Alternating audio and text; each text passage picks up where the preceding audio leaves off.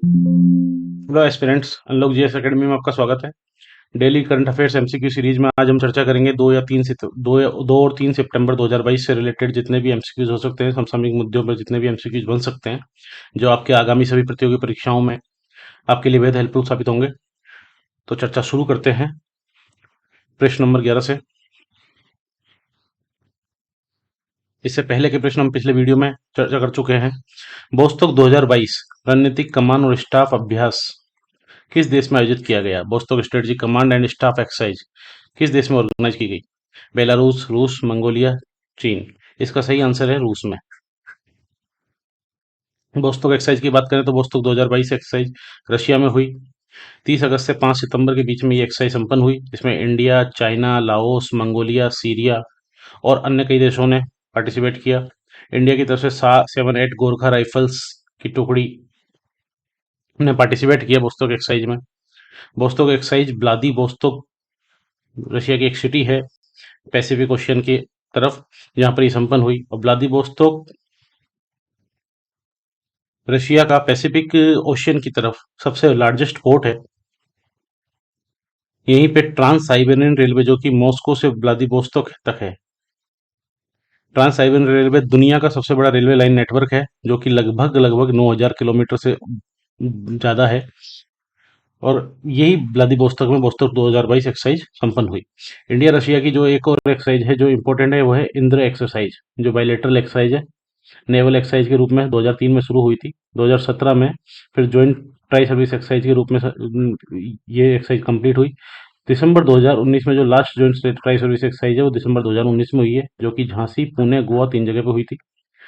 इसके अलावा कुछ और देशों के साथ जो इंडिया की एक्सरसाइज है उनके बारे में अगर हम चर्चा करें तो मंगोलिया के साथ इंडिया की जो आर्मी एक्सरसाइज है वो है नोमैडिक एलिफेंट। फ्रांस के साथ जो एक्सरसाइज है उसका नाम है शक्ति। इसी तरह से श्रीलंका के साथ, श्रीलंका पड़ोसी राज्य हमारा इंडिया के नीचे ही है, श्रीलंका द्वीपीय देश है। श्रीलंका के साथ जो एक्सरसाइज होती है मित्र शक्ति।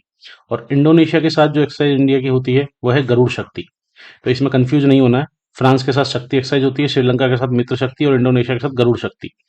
थाईलैंड के साथ जो एक्सरसाइज संपन्न होती है उसका नाम है मैत्री। जापान के साथ जो एक्सरसाइज होती है उसका नाम है धर्मा गार्जियन। और चाइना के साथ भारत की जो एक्सरसाइज होती है उसका नाम है हैंड इन हैंड। इसी तरह से नेपाल के साथ सूर्य किरण एक्सरसाइज होती है। बांग्लादेश के साथ संप्रति एक्सरसाइज। और यूएसए के साथ दो एक्सरसाइज होती है, वज्र प्रहार और युद्ध अभ्यास। इंपॉर्टेंट है, इसे याद रखिएगा। नेक्स्ट क्वेश्चन पे चलते हैं। प्रश्न 12, नुआखाई वार्षिक फसल उत्सव है किस राज्य में मनाया जाता है? असम, तमिलनाडु, उड़ीसा, पंजाब। इसका सही आंसर है उड़ीसा। नुआखाई उड़ीसा के बिल्कुल वेस्टर्न हिस्से में, वेस्टर्न उड़ीसा में मेनली मनाया जाता है। और नुआखाई में नुआ का मतलब होता है न्यू, नया, और खाई का मतलब फूड, खाना। ये एक्चुअली वार्षिक फसल उत्सव है, जब चावल की फसल के पहले ये उत्सव मनाया जाता है। उड़ीसा का बहुत इंपॉर्टेंट फेस्टिवल है नुआखाई, जिसमें पारंपरिक तरीके से एक उत्सव के रूप में इसको पूरे उड़ीसा में भी लगभग मनाया जाता है। और उड़ीसा के साथ ही संबद्ध राज्य छत्तीसगढ़ में भी कई कई जगह पे ये उत्सव मनाया जाता है। इसी तरह के जो और वार्षिक फसल उत्सव है उनके बारे में अगर हम चर्चा करें तो बोहाग बिहू आसाम का वार्षिक फसल उत्सव है। नवन्ना पश्चिम बंगाल का है। इसी तरह से बांग्ला, मेघालय और असम में मनाया जाता है। ओनम केरल में मनाया जाता है। पोंगल तमिलनाडु में। गुड़ी पड़वा महाराष्ट्र, कर्नाटक और आंध्र प्रदेश, लगभग तीनों राज्यों में ठीक ठाक मनाया जाता है। और महाराष्ट्र में काफी ज्यादा गुड़ी पड़वा फेमस है। लोहड़ी पंजाब में मनाया जाता है। प्रश्न 13 पे अगर हम चर्चा करें तो राष्ट्रीय पशुधन मिशन के तहत, नेशनल लाइव स्टॉक मिशन के तहत किस राज्य ने किसानों के लिए रूरल बैकयार्ड पिगरी स्कीम शुरू की है? मेघालय, बिहार, आंध्र प्रदेश, हरियाणा। इसका सही आंसर है मेघालय। मेघालय में ये स्कीम शुरू हुई है अभी, रूरल बैकयार्ड पिगरी स्कीम। इसमें गरीब किसानों को, कुछ किसानों को जो कि कुक्कुट पालन, सुअर पालन का काम करते हैं, उनके लिए, उनके इकोनॉमिक वेलबिंग के लिए, ताकि इस चीज़ को आगे जाए, क्योंकि मेघालय में पोर्क की डिमांड काफ़ी ज़्यादा रहती है। तो इसलिए राष्ट्रीय पशुधन मिशन के तहत ये स्कीम शुरू की है मेघालय ने। राष्ट्रीय पशुधन mission, national live stock mission, जो है कृषि मंत्रालय के अंतर्गत एक मिशन है, मिनिस्ट्री ऑफ एग्रीकल्चर अंदर, जो कि 2014-15 में शुरू हुआ था। मेघालय अगर एक और चीज के लिए फेमस है तो वो है लिविंग रूट ब्रिज। ये आप देख रहे हैं लिविंग रूट ब्रिज है। लिविंग रूट ब्रिज मेनली जो इंडियन रबर ट्री है फिकस इलास्टिका, उसकी जड़ों से बनते हैं, और ये वहाँ की एंशियंट विजडम है कि इससे वो पुल बना लेते हैं, और जो कि इतने मजबूत होते हैं कि 500-600 साल तक चलते हैं। मेघालय के अलावा नागालैंड में भी आपको ऐसे ब्रिज मिल जाते हैं, पर मेनली मेघालय में यही ज्यादा रूप से मिलते हैं। मेघालय का अभी एक प्रोजेक्ट भी काफी फेमस था, मेघा प्रोजेक्ट, मेघ ये project, Meghalaya enterprise architecture project. ये आर्किटेक्चर से रिलेटेड नहीं है, ये मेनली रिलेटेड है डिजिटल टेक्निक से। डिजिटल टेक्निक और आईटी का यूज करके शासन और सेवा वितरण में जो सुधार किया जाता है, लोगों को जो सर्विस उपलब्ध कराई जाती है सरकार के द्वारा, उससे रिलेटेड है।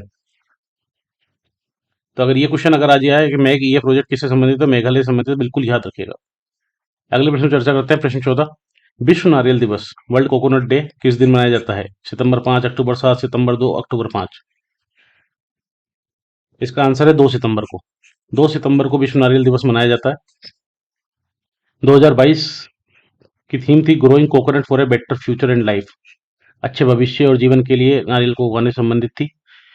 कोकोनट प्रोड्यूसर्स की अगर बात करें हम, दुनिया के जो लार्जेस्ट कोकोनट प्रोड्यूसर देश है उनमें इंडोनेशिया नंबर 1 पे है, भारत नंबर 2 पे है, और फिलीपींस नंबर 3 पे है। इंडोनेशिया में सबसे ज्यादा कोकोनट प्रोड्यूस होते हैं। कोकोनट डेवलपमेंट बोर्ड की बात करें, सीडीबी, कोकोनट डेवलपमेंट बोर्ड, जो कि कोकोनट के रिलेटेड जितना भी मैटर होता है उसकी ग्रेडिंग को लेके या प्रोडक्शन को लेके, जो कि कोकोनट डेवलप बोर्ड देखता है।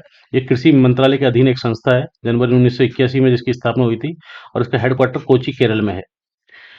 इसी तरह से साथ में बात करें अभी वर्ल्ड कॉटन डे की, तो वर्ल्ड कॉटन डे 7 अक्टूबर को आता है, जो कि 2019 से शुरू हुआ था डब्ल्यूटीओ के द्वारा। और टीचर्स डे की बात करें, टीचर्स डे जो कि नेशनल टीचर्स डे है इंडिया में, वो मनाया जाता है 5 सितंबर को।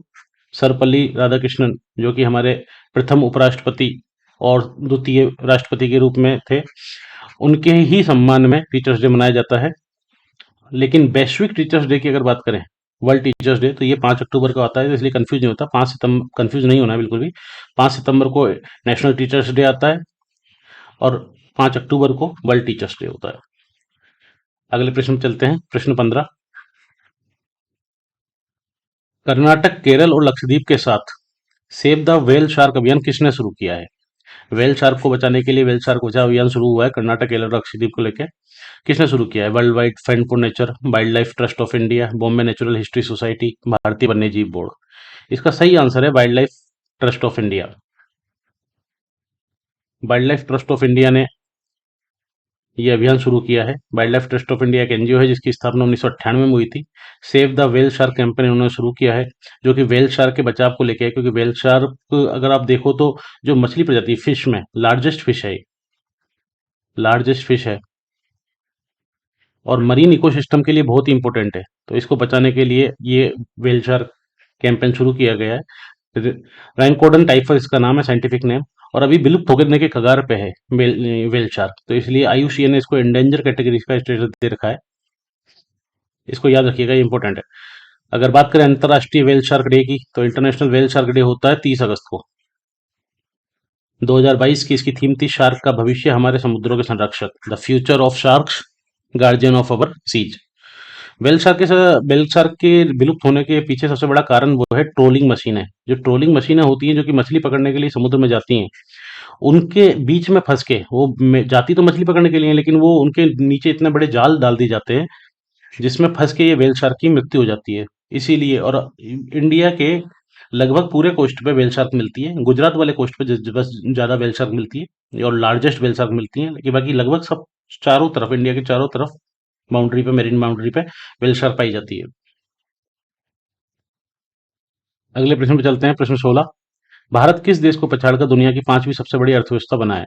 ये आपको पता ही होगा, अभी हमारे लिए काफी गर्व की बात रही, कुछ समय पहले ही ये हुआ, 2-3 दिन पहले ही। इसका सही आंसर है यूनाइटेड किंगडम। ब्रिटेन को पछाड़कर, यूके को पछाड़कर इंडिया 5वीं सबसे बड़ी दुनिया की लार्जेस्ट इकोनॉमी बना है। चार जो इकोनॉमी दुनिया में यूएसए से, भारत से आगे हैं, वो हैं यूएसए नंबर 1 पे, चाइना सेकंड पे, जापान थर्ड पे, जर्मनी फोर्थ पे। और एसबीआई की एक रिपोर्ट अभी आई है, और जिसमें और भी कई अन्य स्वतंत्र संस्थानों ने ये रिपोर्ट प्रकाशित की है कि लगभग 2029-30 तक भारत दुनिया की तीसरी बड़ी इकोनॉमी बन जाएगा, थर्ड लार्जेस्ट इकोनॉमी। इसी पे अभी प्रधानमंत्री नरेंद्र मोदी ने एक जगह कहा, the pleasure of surpassing the UK who ruled over India for approximately 250 years supersedes the mere statistics of improved ranking from the sixth largest to the fifth largest economy. It is special कि 250 साल तक UK ने हम पे राज किया, उसके बाद UK को पछाड़ के छठे से फिर पांचवी बड़ी अर्थव्यवस्था बनने का जो आंकड़ा है, ये अपने आप में विशेष है। टॉप 5 इकोनॉमी की बात करें तो यूएसए है सबसे ज्यादा, चाइना सेकंड पे है, जापान थर्ड पे, जर्मनी फोर्थ पे, इंडिया फिफ्थ पे है। $854 बिलियन का फिगर जो इंडिया के लिए आता है यहाँ पे। अगले प्रश्न चले, प्रश्न 17। भारत सरकार ने हैदराबाद मुक्ति दिवस के वार्षिक स्मरणोत्सव को मंजूरी दी है। हैदराबाद राज्य को किस दिन निजाम के शासन से स्वतंत्रता मिली? 17 सितंबर 55, 17 सितंबर 1947, 17 सितंबर 1952, 17 सितंबर 1948। हैदराबाद को, हैदराबाद लिबरेशन डे जिसको बोला जाता है, वो मेनली हुआ था 1947 में, देश आजाद होने के बाद। और उससे पहले ही सारी रियासतों को ये बोल दिया गया था कि वो चाहे तो पाकिस्तान में मिल जाए या फिर इंडिया में मिल जाए, और सभी ने अपने अपने हिसाब से, कुछ रियासतें पाकिस्तान में मिली, लाल, और कई सारी रियासतें, लगभग 500 से ऊपर रियासतें भारत में मिली, जिसमें सबसे बड़ी भूमिका रही हमारे प्रथम गृह मंत्री सरदार वल्लभ भाई पटेल की। लेकिन कुछ रियासतें थी जिनको ये चीज मंजूर नहीं थी, जिसमें एक जम्मू कश्मीर थी, एक जूनागढ़ था और एक हैदराबाद था। इसी हैदराबाद की रियासत को लेके ही ये हैदराबाद मुक्ति दिवस मनाया जाता है, क्योंकि हैदराबाद ने लगभग एक साल तक, आजादी के एक साल बाद तक भी इंस्ट्रूमेंट एक्सटेंशन तो साइन कर दिया था, लेकिन भारत में मिलने को, वो विलय पत्र को साइन नहीं किया था। इसका सही आंसर है 17 सितंबर 1948। 17 सितंबर 1948 को हैदराबाद मुक्ति दिवस मनाया जाता है। ऑपरेशन पोलो, ये हैदराबाद लिबरेशन के लिए ही शुरू किया गया था, पुलिस एक्शन था ये मेनली, क्योंकि जब हैदराबाद भारत में विलय नहीं करके, और हैदराबाद के जो उस टाइम के निजाम थे मीर ओस्मान अली खान, जिनका कि नाम आसफ जा 7 था,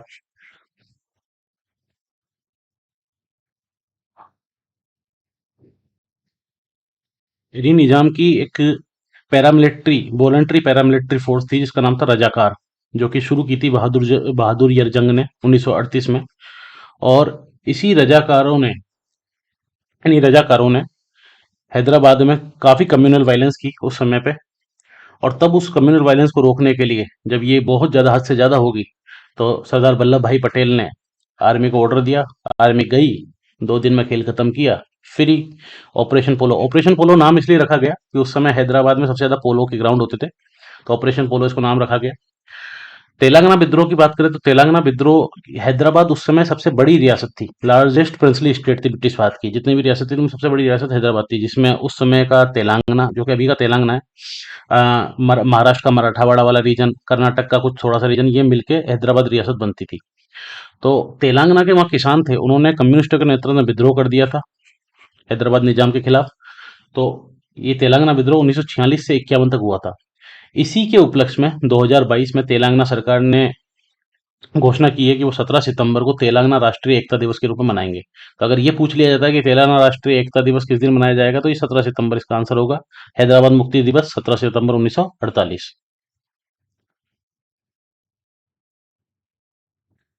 प्रश्न 18 पर चर्चा करते हैं। आईएनएस विक्रांत के संबंध में निम्नलिखित कथनों पर विचार करें। पहला कथन है, आईएनएस विक्रांत भारत का पहला स्वदेशी रूप से डिजाइन और विमान वाहक पोत है, एयरक्राफ्ट कैरियर है। बिल्कुल सही है। विक्रांत का नाम भारत के पहले विमान वाहक पोत के नाम पर रखा गया है, जिसे यूके से खरीदा गया और 1961 में चालू किया गया। आईएनएस विक्रांत के चालू होने के साथ भारत के पास 2 परिचालन विमान वाहक होंगे। अब इंडिया के पास 2 एयरक्राफ्ट होंगे। इसके ऑप्शन दे रखे हैं, केवल ए सही है, केवल ए सी सही है, केवल बी सी सही है, ए बी और सी सभी सही है। इसका सही आंसर है 4, क्योंकि इसमें तीनों सही है।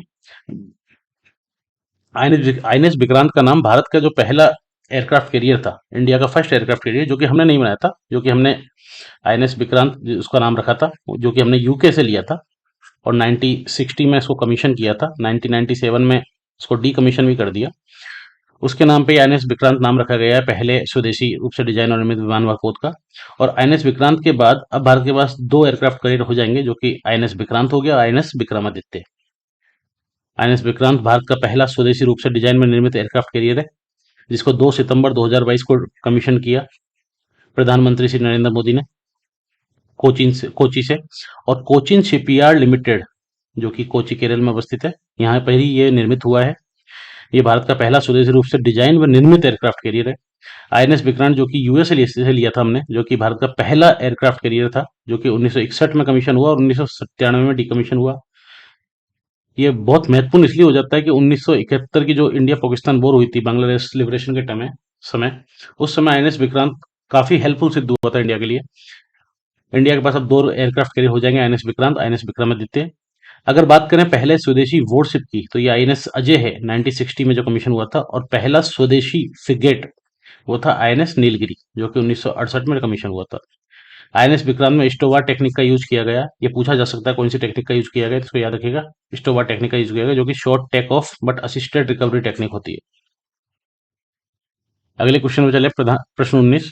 प्रधानमंत्री नरेंद्र मोदी ने हाल ही में भारतीय नौसेना के नए ध्वज का अनावरण किया है, जो किस महान भारतीय सम्राट की मोहर से प्रेरणा लेता है?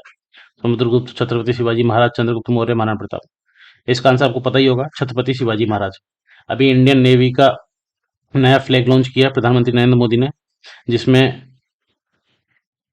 छत्रपति शिवाजी महाराज की सील से प्रेरणा लेके ये सील बनाई गई है। इसी में नीचे शम नो वरुण है, जो कि इंडियन नेवी का मोटो है, वो लिखा गया है।